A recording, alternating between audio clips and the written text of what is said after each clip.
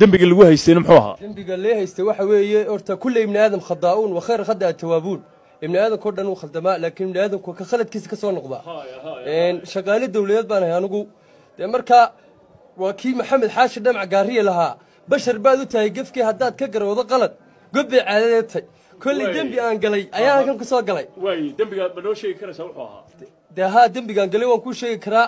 annagoo shaqaalaha dawladda hoose ah ayaa alaab baanu qaadanay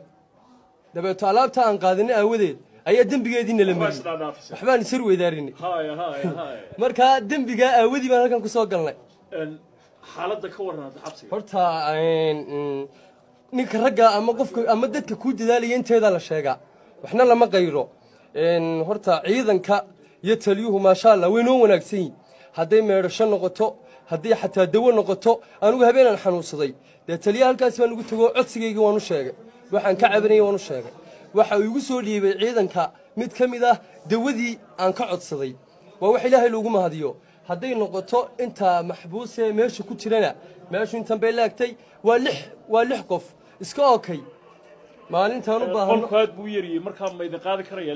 waa lix saddex iyo saddex okay hawadiina waan haysanaa suuliga markaan u baahano waan weydiisanaa askariga dalab baanu ka codsanaa maasha Allah uu noo fudaydiyaa dad baan inta